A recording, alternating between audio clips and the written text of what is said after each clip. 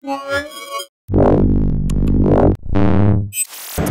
Scott here from Mobile Geeks, and here we are at the ZTE booth with the Grand S. This is their new flagship device, and it is meant to be the one that really kind of pushes ZTE into the mainstream in the US market. It is a 5-inch display, it's full HD, it's a gorgeous phone. You can see exactly how thin it is. It's supposed to be one of the thinnest phones on the market. It has a full HD display, so that it is 1080p. We'll get to that in just a second. So here you can see it's very thin. There is some sort of connector here, so I'm guessing there might be a dock or something on the way, because those are contact points. Here we have the SIM card slot. There at the bottom you can see it's a micro USB connector. Over here we have a micro SD card slot up to 32 gigs, which is really, really nice. Volume rocker. And then on the top you can see that we have the power button and the headphone jack. On the back we have a 13 megapixel camera with an LED flash. Ooh. They've actually got this, extra area here. They've raised it because the phone is just so thin. They're saying one of the thinnest smartphones on the market. So for the optics, they actually had to raise that up at there. So let's take a look at the handset itself. Now, they've done some interesting stuff.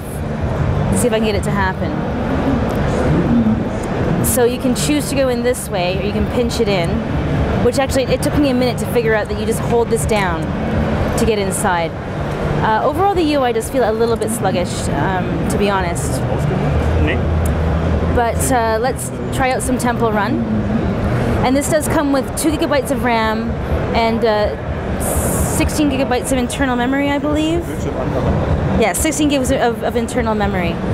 Now let's just quickly play Temple Run. Now this does have a Snapdragon S4 Pro processor running at 1.7 gigahertz. So this is supposed to be, you see there was kind of a frame drop there?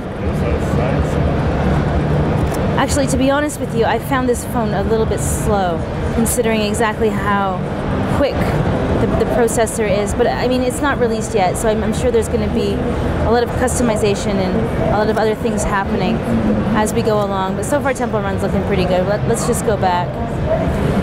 Now let's take another quick look at the apps here. So the UI has definitely been customized from the original Jelly Bean.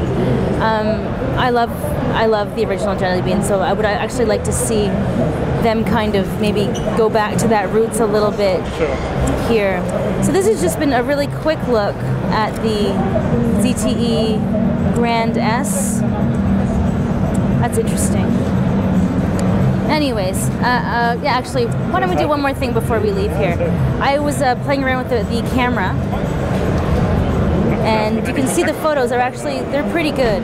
But what's super impressive, well, this one, it actually missed the color on part of my hand, which is a little disturbing.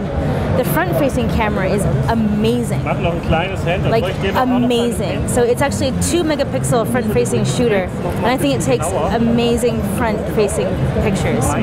So I mean, yeah, this has just been a quick look at the ZTE Grand S, 5 inches, very light, 1080p, full HD display, really thin, absolutely gorgeous. I'm Nicole Scott from Mobile Geeks, taking a look at ZTE's latest flagship device.